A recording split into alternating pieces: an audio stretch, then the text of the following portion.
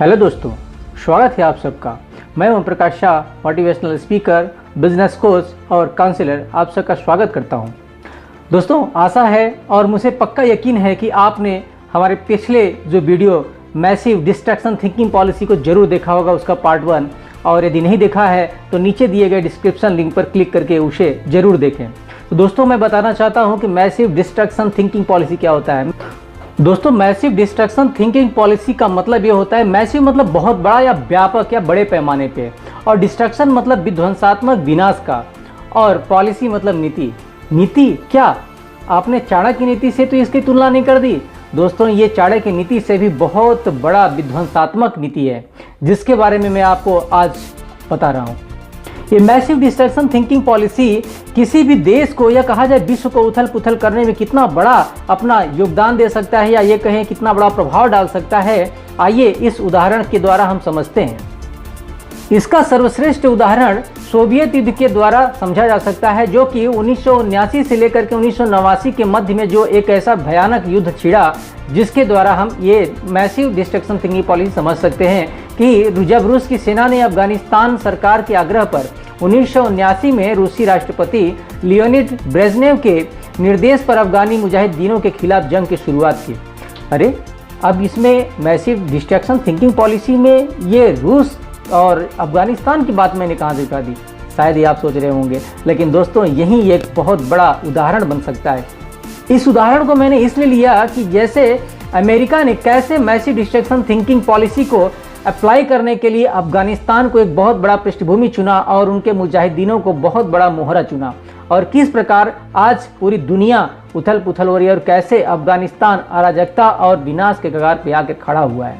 दोस्तों, वैसे तो देखा जाए कि अफगानिस्तान के जो तत्कालीन जो प्रधानमंत्री थे, उन्होंने अपने गृह युद्ध को समाप्त करने के लिए, कहा जाए कि जब उनकी सेना सक्षम नहीं हो पा रही थी, तो उनके पड़ोसी देश यानी पड़ोसी मुल्क रसिया से उन्होंने अपील की, मदद की, जिसके मार्फत रूस ने अपनी सेना को, भारी सेना को वहां पे अफगानिस्तान में तैनात कर दिया।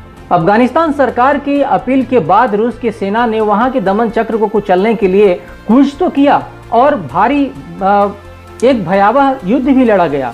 लेकिन क्या इस युद्ध में जब दो पड़ोसियों के मुल्क के बीच में ये बातें हैं, तो क्या अमेरिका जैसे शक्तिशाली देश चुप रह सकते थे? क्या अमेरिका अपने सर्वस्व या वर्चस्व को कायम रखने के लिए और अपने आर्थिक और जो हथियारों की बिक्री या कहा जाए उनके प्रयोग के लिए एक अच्छा प्रयोगशाला देखते हुए भी चुप रह सकता था क्या? नहीं। यहीं पे एक बहुत बड़ा नीति या पॉलिसी का निर्धारण हुआ, जो कि आज मैं बताने जा रहा हूँ। मैसिव डिस्ट्रैक्शन थिंकिंग पॉलिसी के तहत अमेरिका वहाँ पे जो विद्रोही थे उनको हथियार और जो घातक हथियार और कहा जाए आर्थिक रूप से जो मदद देना था, उसने प्रारंभ कर दिया और उनके विद्रोहियों को सशक्त करना शुरू कर दिया दोस्तों।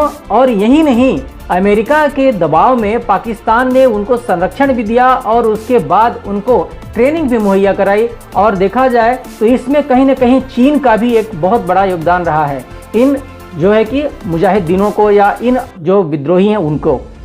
लेकिन इन विद्रोहियों को एक संगठन के रूप में अमेरिका ने ही निर्माण कराया, यानी इस संगठन को बनाने में बहुत बड़ा योगदान रहा अमेरिका का, जिसको आज तालिबान के रूप से हम सब जानते हैं।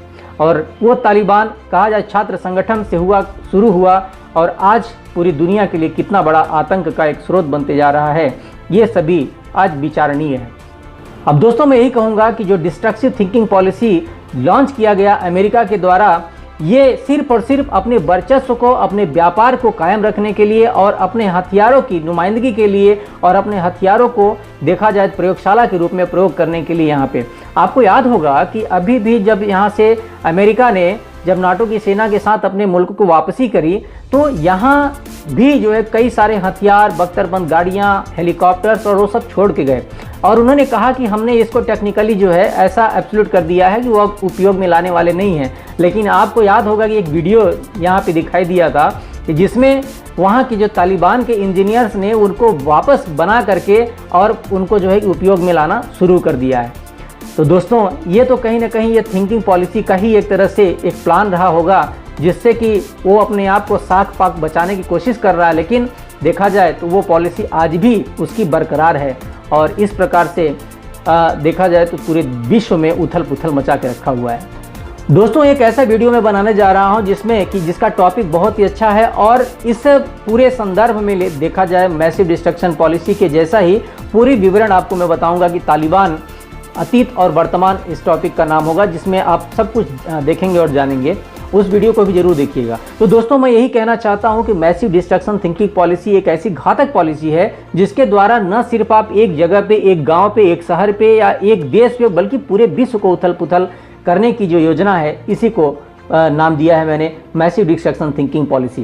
तो आज आवश्यकता है कि सभी देशों को सोचने के लिए, और देखा जाए तो हमारे भारत जैसे डेमोक्रेटिक या लोकतांत्रिक देश में जो हमारे प्रधानमंत्री हैं या हमारे जो विदेशी सलाहकार हैं या रक्षा सलाहकार हैं, उनको भी इस मैसिव डिस्ट्रक्शन थिंकिंग पॉलिसी का काट निकालने की आवश्यकता है।